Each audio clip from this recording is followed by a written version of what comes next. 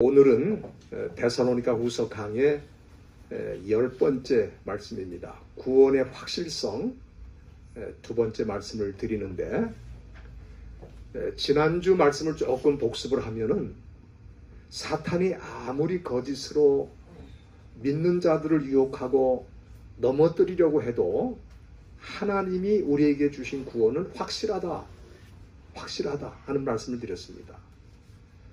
당시 데살로니가 성도들은 마귀가 우는 사자같이 삼킬 자를 찾을 때에 우리도 그 마귀의 밥이 되는 건 아닌가.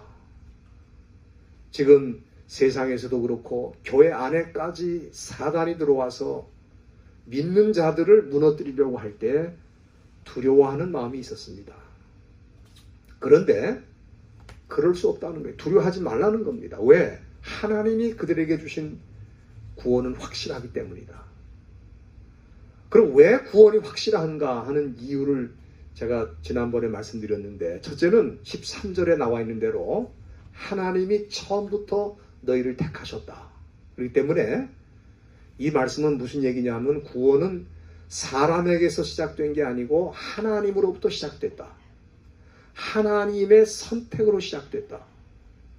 우리 하나님이 우리 믿는 성도들을 택할 때에 그들의 무슨 장점을 보고 또 무슨 조건을 보고 택한 게 아니다. 만약에 그런 장점이나 조건을 보고 택한다면은 아마 저와 여러분들은 그 선택받은 사람들 속에 들어가지 못할 수도 있다, 그렇게 생각이 됩니다. 고린도전서 1장에 보면은 하나님이 사람들을 택할 때에 세상에 미련한 것, 또 세상에 약한 것을 택했다 그렇습니다. 그렇게 하시는 이유가 세상에 미련한 걸 택해서 지혜 있는 것들을 부끄럽게 하시고, 또 세상에 약한 것들을 택하셔서 강한 것들을 부끄럽게 하신다. 여러분들, 이 세상에 지혜 있는 사람, 강한 사람들은 특징이 뭡니까? 내 힘으로 얼마든지 내 노력으로 구원받을 수 있다. 그런데 마지막 때 죽어보니까 내 힘과 내 능력으로 구원받는 게 아니라 오직 하나님의 은혜로 구원받는 것을 알게 된다 이 말이에요. 그러니까 얼마나 부끄럽겠어요. 이건 영원한 부끄러움입니다. 한순간의 부끄러움이 아니고 영원히 부끄러운 거예요. 그렇기 때문에 하나님이 우리를 선택하셨기 때문에 구원이 확실하다 그 말이에요. 두 번째는 우리 하나님이 우리를 선택하신 걸 어떻게 알 수 있느냐 하는 것은 복음을 통해서 알 수 있다. 그래서 14절에 우리를 복음으로 불렀다는 말씀이 나와 있는데, 하나님이 정하신 사람들은 때가 되면 하나님 부르실 때가 있어요. 그걸 모르고 살죠 우리가. 그럼 언제 그걸 알 수 있느냐? 우리가 교회 가서 하나님의 말씀을 들을 때, 또는 집회를 통해서 하나님의 말씀을 들었을 때, 또 성경을 개인적으로 읽고 공부하다가 하나님이 나를 부르셨다는 것을 어느 날 깨우치게 된다 이 말이에요. 여러분들, 데살로니가 교인들이 하나님이 그들을 선택한 것을 어떻게 알 수 있었겠어요? 그들은 이방 세계에서 살고 있던 사람들입니다. 그들이 하나님이 나를 부르시고 있다, 그 이방 세계 한복판에서 나를 부르고 있다는 걸 어떻게 알 수 있었습니까? 그거는 사도 바울이 가서 그곳까지 찾아가서 복음을 전했기 때문에, 그 복음을 듣고 그들이 하나님의 선택을 받은 것을 알게 되었고, 그리고 그때부터 주님을 위해서 남은 생애를 살 수 있게 된 것입니다. 그래서 그들은 구원의 확신을 가질 수 있다. 왜? 사람이 시작했다면은 사람이 얼마나 약합니까? 아무리 지혜 있고 아무리 능력 있고 강하다 그래도 쓰러질 때 보면 한순간입니다. 우리 스스로 구원을 이룬다는 건 너무 불안한 거예요. 그러나 하나님이 시작하셨고 하나님이 인도하시고 하나님이 책임지시기 때문에 그 구원은 확실하다 하는 것을 우리가 지난 시간에 살폈습니다. 오늘도 두 번째로 이 구원의 확실성에 관한 말씀을 드리는데, 우리 하나님께서 우리를 부르시고 또 우리를 선택하시고 부르시고 그냥 방치하는가? 그렇지 않다 이 말이에요. 우리 하나님께서 우리 구원의 그날, 우리 구원이 완성되는 그날까지 이 구원을 시작하시는 그 하나님이 우리를 끝까지 책임지신다. 그래서 오늘 이 본문에는 우리를 선택하시고 불러주신 그 하나님이 우리를 어떻게 책임지시는가 하는 것을 구체적으로 보여주시는 말씀이에요. 첫째는 이 말씀에 보면은 하나님은 우리를 끝까지 사랑하실 것이라고 말씀하고 있습니다. 오늘 본문 16절을 잘 보십시오. 거기 초두에 보면은 우리 주 예수 그리스도와 우리를 사랑하시고 그랬어요. 거기 사랑이라는 말이 중요합니다. 우리 하나님 아버지가 우리를 그렇게 사랑한다 그런 뜻이죠. 여러분들 인간의 사랑이라는 것은 영원할 것 같아도 한계가 있습니다. 여러분 한번 생각해 보세요. 인간과 인간이 아무리 서로 사랑한다고 해도 그건 영원하지 않습니다. 또 우리가 하나님을 우리가 사랑한다고 하는 것도 사실은 영원히 그렇게 할 것 같아도 그렇게 못합니다. 여러분들 우리 예수님께서 십자가를 앞두고 제자들과 최후 만찬을 나눌 때에 예수님 뭐라 그러셨냐면은 그 제자들을 향해서 오늘 밤에 너희가 다 나를 버린다 그랬어요. 그랬는데 마태복음 26장에 보면은 33절 말씀에 베드로가 그렇게 대답을 했어요. 뭐라고 했냐면은 주님 여기 있는 사람들이 다 주를 버려도 나는 언제든지 주님을 버리지 않고 끝까지 따라가겠습니다. 베드로가 그랬습니다. 그때 우리 예수님 뭐라고 했냐면은 오늘 밤 닭 울기 전에 네가 3번 나를 부인할 것이다. 여러분들 우리가 작심삼일이라는 말을 많이 쓰죠. 마음을 정하고 내가 오늘부터는 운동을 시작하겠다. 그 3일 지나면은 운동을 안 해. 그게 작심삼일이라 그래요. 모든 거 결정해도 마음이 결정해도 3일을 못 간다 그랬는데 베드로는 작심삼일도 아니야. 왜? 그날 밤 몇 시간 후에 예수님을 배반하고 모른다고 그랬으니까. 여러분들 저는 베드로가 그렇게 나쁜 사람이기 때문에 예수님을 배반을 했다 그렇게 생각하지 않습니다. 왜 배반해서? 약해서 그런 거예요. 인간이 약해서 그렇게 배반하는 겁니다. 그렇게 무력한 겁니다. 베드로는 끝까지 주님을 따라가고 주님을 사랑하고 싶었을 거예요. 그러나 약하기 때문에 그 약속을 못 지키는 거예요. 그렇기 때문에 인간이 인간을 사랑하는 것도 한계가 있는 거고 또 인간이 주님을 사랑한다는 것도 한계가 있습니다. 영원하지 않아요. 그렇기 때문에 사람이 스스로 구원을 이룬다는 것은 불가능하다 이 말이에요. 그거 안 되는 거예요. 얼마나 가겠습니까? 베드로도 부인하고 싶지는 않았지만은 그날 밤에 우리 예수님이 끌려간 것처럼 나도 끌려가서 죽는 거 아닌가. 두려움이 찾아오니까 자기는 주님을 모른다고 3번 부인했다 이 말이에요. 여러분들 그러나 우리 하나님의 사랑은 어떤가 그 말이에요. 여러분들이 로마서 8장 38절 한번 다 보시길 바랍니다. 거기 보면은 아주 유명한 말씀이 있죠.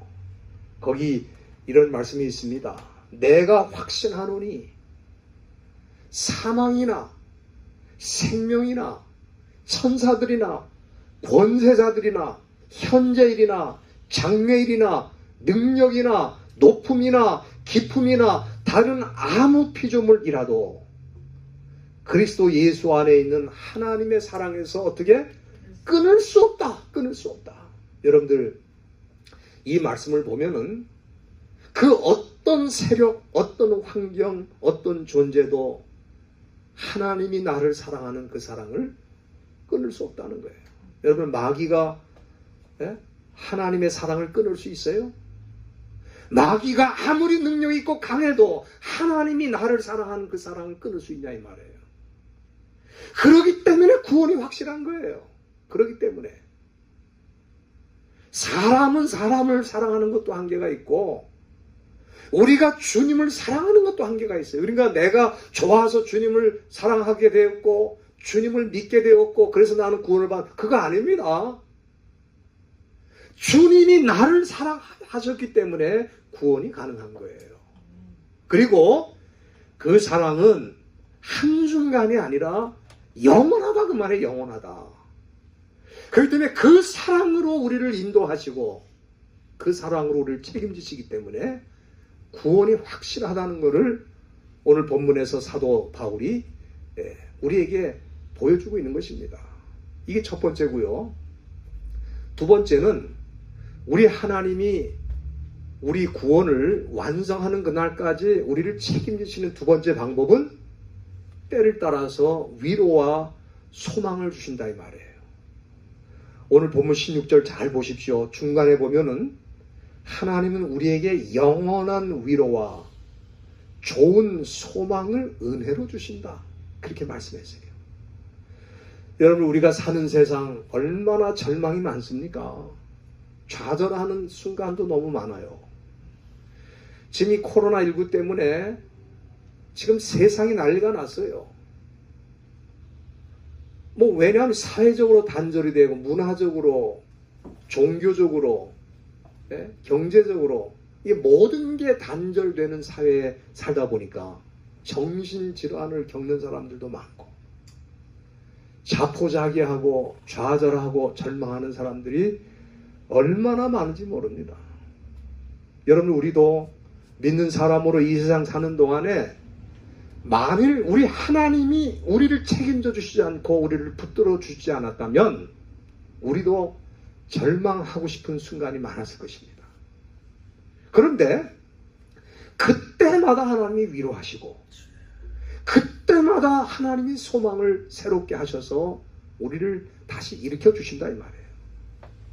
여러분 고린도후서 1장 4절에 보면은 사실은 사도 바울의 그 고백과 같은 말씀이 나와 있는데 그는 아마 예수를 믿고 그리고 구원을 받은 다음에 하나님의 말씀을 전하는 선교사가 돼가지고 이곳저곳 다니면서 복음을 전할 때 아마 엄청난 좌절과 시련을 겪었을 것입니다. 그런데 그렇게 시련이 많고 그렇게 좌절이 많았어도 고린도후서 1장 4절에 보면은 그가 믿는 하나님은 어떤 하나님입니까? 어떻게 고백하고 있어요? 우리의 모든 환난 중에서 우리를 위로하사 우리로 하여금 하나님께 받는 위로로서 모든 환난 중에 있는 자들을 능히 위로하게 하시는 분이다. 그렇게 고백을 했어요. 여러분들 우리가 사실 한 사람을 참 따뜻한 마음으로 위로하는 것도 쉽지가 않습니다. 그러나 이 말씀을 보면 하나님은 어떤 분입니까? 하나님은 모든 백성들을 동시에 다 위로하실 수 있는 분이에요. 어떤 분은 자기가 하나님을 독점한 것 같이 말하더라고요. 하나님 나를 위로하고 나를 붙들어 그거는 좋은 건데 그 사람만 그렇게 하는 게 아니고 이 지구상에 믿는 모든 사람들을 우리 하나님은 다 동시에 위로하실 수 있는 분이에요. 그래서 그 하나님이 전능하신 하나님이다 이 말이에요.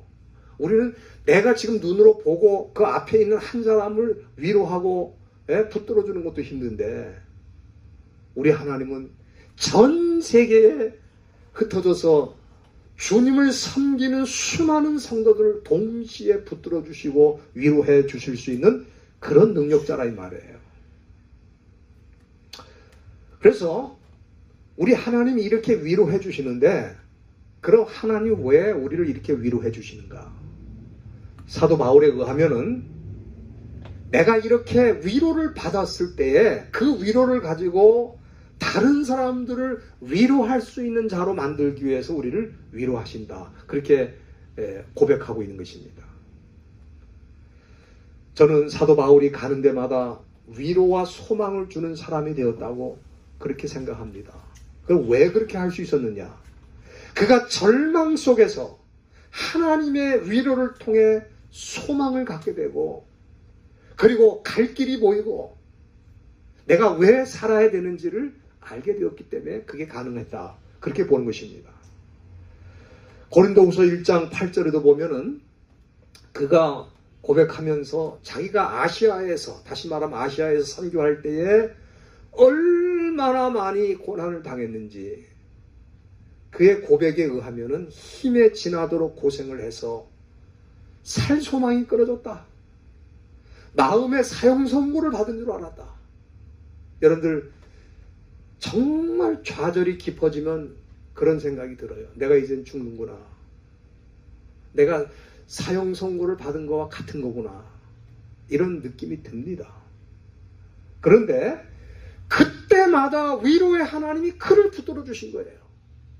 여러분, 이게 굉장히 중요합니다. 왜냐하면 우리는 잘 믿고 주님을 잘 섬기는 사람들은 절망하는 일도 없고 좌절할 일도 없고 쓰러지는 일도 없고 어려운 일도 없고 고통도 없다.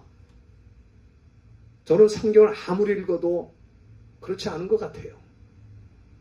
오히려 잘 믿을수록 더 어려운 고통과 환난과 역경이 많은 거예요. 그러나 그거에 비례해서 하나님의 위로도 함께 가는 거예요. 만약에 좌절하고 절망하는 일만 있다면 누가 이 세상에서 서바이브 할 수 있습니까? 누가 살아남을 수 있겠어요? 아무도 살아남을 수 없단 말이에요. 그러나 그렇게 좌절, 절망, 사형 선고를 받은 줄 알았다. 내 목숨이 끊어지는 줄 알았다. 그런 절망, 좌절 속에서 하나님이 위로하셨기 때문에 내가 살았다 이 말이에요. 그래서 그 위로를 가지고 다른 사람을 위로할 수 있는 사람이 되었다는 얘기를 고백하는 것입니다.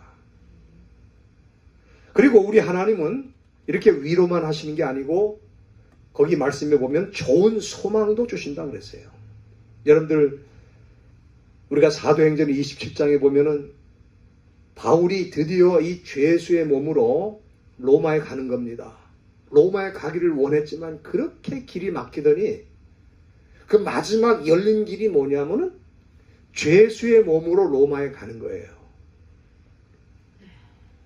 그런데 그 배가 지중해를 지나면서 풍랑을 만나가지고 정말 그 배가 완전히 깨지고 바다에 가라앉게 생긴 그런 엄청난 위기를 당했습니다. 한번 생각해 보세요. 지금도 그렇지만은 그 옛날에 그 배가 아무리 튼튼하게 졌다고 해도 그 풍랑에 견딜 만한 배가 그렇게 많지 않아요. 다시 말하면은 지중해에서 유라굴로 광풍을 만나갖고 서바이브 한 배가 거의 없는 겁니다. 다 깨지고 다 박살이 나서 흔적도 찾아볼 수 없을 만큼 그렇게 다 사람들이 물속에 다 수장이 되는 겁니다. 그런데 사도행전 27장 24절에 보면은 이게 얼마나 절망스러운 순간입니까? 그때 하나님이 바울에게 나타나셔서 두려워 말라. 네가 가이사 앞에 서야 하고 또 너와 함께 행선하는 자를 다 내게 주셨다. 여기 이 말씀을 보면은 그 절망의 한복판에서 소망을 주셨는데 소망이 두 가지예요. 첫째는 네가 가이사 앞에, 다시 말하면 로마 황제 앞에 서게 될 것이다. 그 말은 그가 살아난다는 얘기잖아요. 그가 살아나서 로마의 한복판에서 복음을 전하는 기회를 내가 너한테 주겠다. 그런 얘기 아닙니까? 그리고 두 번째는 너와 함께 배를 타고 있는 이 모든 사람을 내가 너한테 주었다. 그 말은 다 살려준다 그 말이에요. 여러분, 이게 굉장히 중요한 말씀입니다. 우리 믿는 성도들은 어디 가든지 그 사람 때문에 그 주변 사람들이 살아나는 역사가 일어나는 겁니다. 근데 그게 그 사람 때문에 일어나는 게 아니고 하나님이 그에게 은혜를 주시기 때문에. 바울을 살리려면은 선장도 살리고 뱃사강도 살려야 되는 거 아닙니까? 그렇지 않아요? 그러니까 하나님이 그 배에 탄 사람들 다 살려주시는 거예요. 이 소망을 주셨다 이 말이에요. 여러분들 이 소망을 가진 다음에 바울은 어떻게 됐습니까? 위로의 사람이 되었어요. 그래서 사도행전 27장 25절 한번 다 펴주시길 바랍니다. 사도행전 27장 25절에 보면은 바울이 하나님의 위로를 이 절망의 한복판에서, 정말 절망이죠. 다 죽는 거니까 그 한복판에서 위로를 받고 그 다음에 사람들을 위로하는데 어떻게 위로하는지 한번 성경 다 보시길 바랍니다. 사도행전 27장 25절입니다. 거기 보면은 제가 읽겠습니다. 그러므로 여러분이여 안심하라. 나는 내게 말씀하신 그대로 되리라고 하나님을 믿노라 그랬어요. 여기 절망과 죽음이 몰아치는 그 한복판에서 아직 지금 이 풍랑이 잠잠해진 게 아닙니다. 여러분 풍랑이 잠잠해진 다음에 이런 얘기하면은 지금 풍랑이 없는데 그거 당연한 얘기지 그렇게 말할 거예요. 그러나 지금 풍랑이 가라앉을 기세가 아니에요. 그런데 하나님이 내게 말씀하셨기 때문에 안심하라 이거예요. 안심하라. 내게 말씀하신 그대로 된다. 그러면서 하나님을 증거하는, 사람들에게 소망을 주는 그런 모습으로 이 절망의 한복판에 서 있다 이 말이에요. 저는 이것이 우리 하나님이 믿는 성도를 끝까지 책임지시는 방법이라고 믿습니다. 예? 우리 하나님은 끝까지 사랑해 주시고 더 나아가 우리에게 때로는 위로와 소망을 주셔서 우리를 붙들어 주신다 이 말이에요. 그 다음에 마지막으로 우리 하나님께서 우리 구원을 책임지시고 우리를 책임지시는, 우리 인생을 책임지시는 방법은 여기 17절에 보면은 너희 마음을 위로하시고 모든 선한 일과 말에 굳게 하시기를 원한다. 그러니까 우리 하나님은 우리 구원이 완성되는 그날까지 우리를 책임지시는데 그 책임지시는 방법은 우리를 굳게 세우신다 이거예요. 여기 굳게 세운다 하는 말은 스테리조, 헬라 말로 스테리조라고 그러는데 이 스테리조라고 하는 거는 strengthen, 영어로 말하면 힘을 주다, 강하게 하다 그런 뜻입니다. 강하게 세운다 그런 뜻이에요. 우리 하나님은 두 가지 면에서 우리를 강하게 세우실 것이라고 그랬습니다. 그 두 가지가 뭐냐면은 어떤 상황에서도 선한 일을 할 수 있도록 우리를 굳게 세우시고, 두 번째는 우리가 어떤 상황에 있다 할지라도 선한 말을 할 수 있도록 강하게 세우시겠다. 여기 말씀 17절에 보면은 뭐라 그래서 선한 일과 선한 말에 굳게 하실 것이다 그랬어요. 이 두 가지가 거기 다 들어가 있습니다. 우리가 이 바울을 보면은 그 배를 타고 가다가 광풍을 만나가지고 다 죽게 생겼는데 하나님께서 그를 위로해 주셨잖아요. 말씀으로 위로해 주셨잖아요. 그래서 그 위로를 받고 또 하나님이 주신 소망을 마음속에 간직하고, 그가 했던 말이 뭡니까? 첫째는 선한 말이죠. 선한 말. 선한 말이 뭡니까? 너희들이 다 산다. 지금 절망 속에 있는 사람들에게 너희들 다 살아날 것이다. 이게 얼마나 선한 말입니까? 그리고 그 배에서 선한 일을 한 거예요. 선한 일이 뭡니까? 내게 하나님이 말씀하신 그대로 된다고 나는 하나님을 믿는다. 그래서 그 배 위에 두려워 떠는 자들에게 하나님 살아계심을 전하는 그런 놀라운 일을 했잖아요. 그게 선한 일입니다. 그런 일을 강하고 담대하게 할 수 있도록 우리를 굳게 세우신다 이 말이에요. 저는 이 말씀을 참 묵상하면서 엄청 은혜를 받았어요. 여러분, 지금 중국에서 들어온 이 코로나로 인해서 온 세계가 절망하고 좌절하고 두려워하고 있습니다. 그러나 저와 여러분들은 이런 어려움 중에서도 이미 구원을 받은 자고 하나님이 책임지신 자이기 때문에 결코 절망할 수 없고 절망했다가도 일어나게 될 줄로 저는 확실히 믿습니다. 예? 그리고 주변에 이런 코로나로 인해서 두려워 떠는 자들에게 당신은 살 수 있습니다. 당신은 일어날 수 있습니다. 담대하게 선한 말을 하고 그들에게 이 구원의 소망을 주는 일을 우리가 해야 된다 이 말이에요. 그걸 할 수 있도록 우리를 굳게 세우시겠다. 지금 여기 약속하신 거예요. 저는 지금 이 데살로니가 성도들을 생각해 보면은 그들이 지금 얼마나 사단의 유혹을 받고 도전을 받고 어려운 상황에 있습니까? 어떤 분들은 그래요.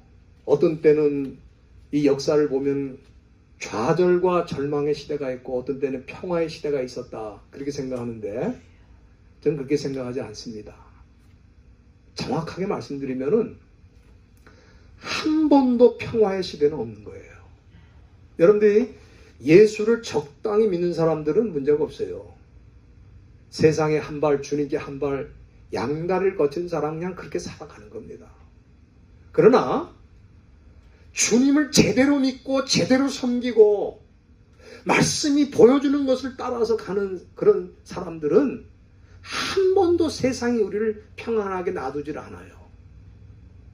이런 저런 모양으로 우리를 핍박하고 괴롭힌다 이 말이에요. 여러분들 더 비극적인 게 뭡니까?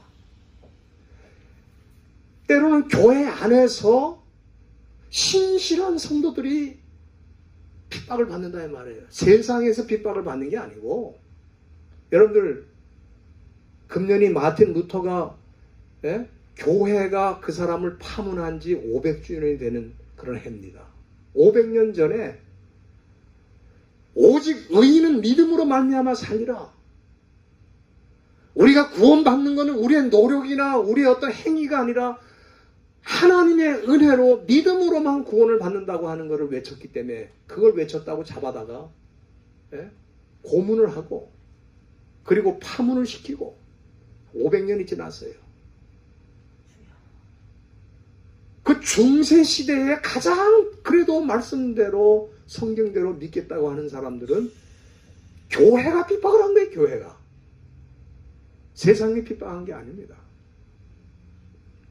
그렇기 때문에 한 번도 평안한 시대는 없다.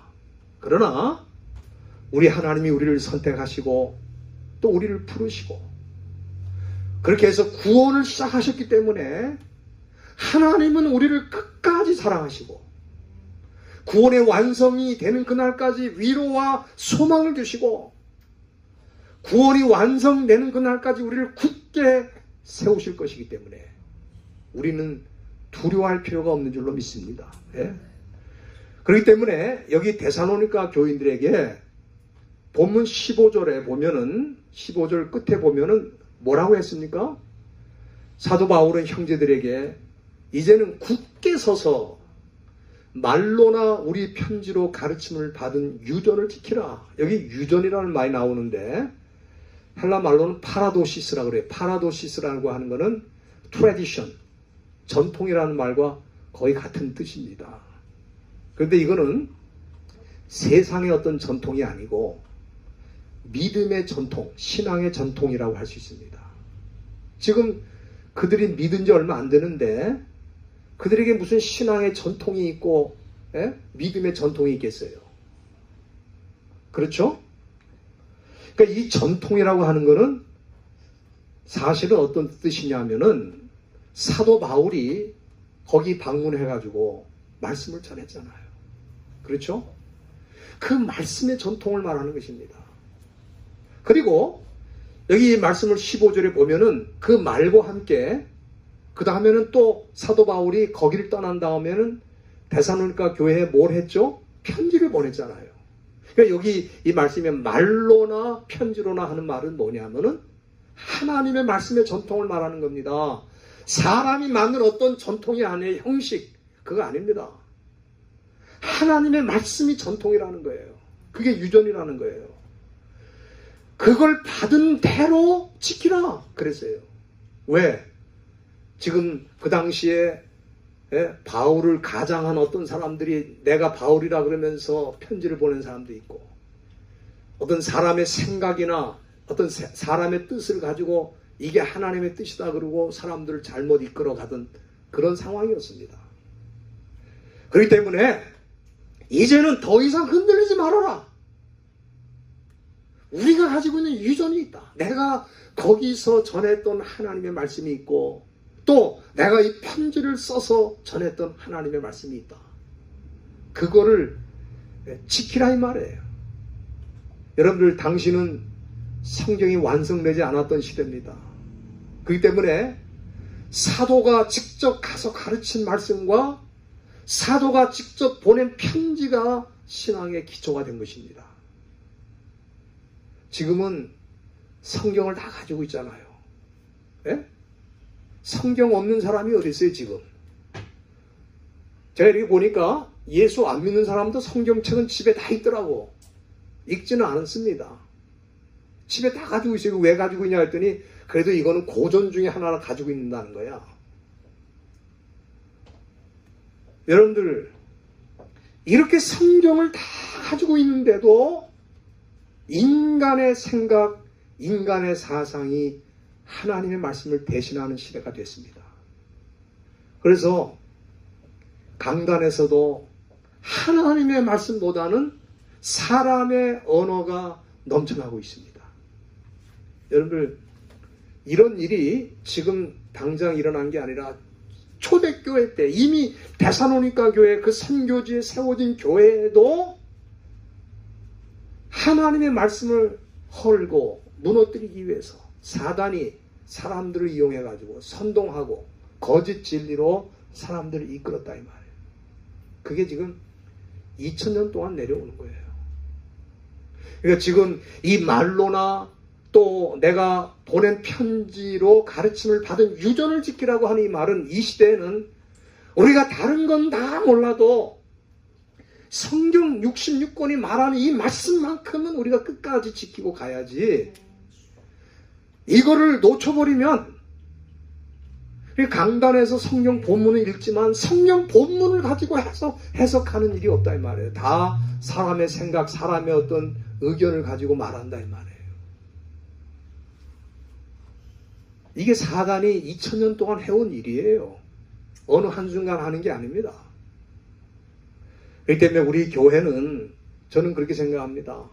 다른 건 몰라도 하나님의 말씀 성경 66권만큼은 철저하게 우리가 묵상하고 분석을 해서 이 말씀이 뭘 말하는지를 잘 이해하고 이 말씀을 순종하고 가는 교회가 되어야 되겠다. 저는 다른 건 양보할 수 있어도 그건 양보할 수가 없어요. 왜? 만약에 그렇게 못하면 교회 간판도 걸고 교회 조직도 있고 교회 사람들도 있지만 그게 주님의 교회인지 마귀의 교회인지 분간할 수 없을 정도로 혼타다 이 말이에요. 세상이. 우리가 역사를 왜 공부합니까? 역사는 교훈을 받기 위해서 공부하는데, 우리가 교회 역사를 보면은 지난 2000년 동안 사단이 교회를 얼마나 흔들었는지 몰라요. 겉으로는 다 교회고, 겉으로는 다 믿는 사람이고, 겉으로는 다 교회 성직자고, 얼마나 사탄이 좋아하는 일을 앞장서서 했냐 이 말이에요. 그게 다 교회 역사입니다. 지금 이 시대는 안 그런가? 이 시대도 더하죠. 더해. 그렇기 때문에 사도 바울이 다른 거 부탁하는 게 아니라, 형제들아, 굳게 서서 말로나, 사도 바울이 말로 거기 직접 가서 전한 그 하나님의 말씀이다. 또 내가 너희들에게 편지를 지금 데살로니가 전서, 지금은 후소를 보내잖아요. 여길 통해서 가르친 이 말씀을 잘 기억하고 그 말씀을 잘 지켜라. 오늘 그 부탁을 드리는 겁니다. 근데 그 부탁은 하나님이 너희를 책임진다는 그 전제 조건 아래 부탁하는 거예요. 너희들이 그렇게 할 수 있다는 거예요. 오늘 우리가 이 마지막 때 이 믿음으로 승리하시고 하나님께 영광을 돌리시고 끝까지 주님 앞에 달려가시는 저와 여러분들 다 되시기를 주의 이름으로 축원드립니다. 기도하시겠습니다. 하나님 아버지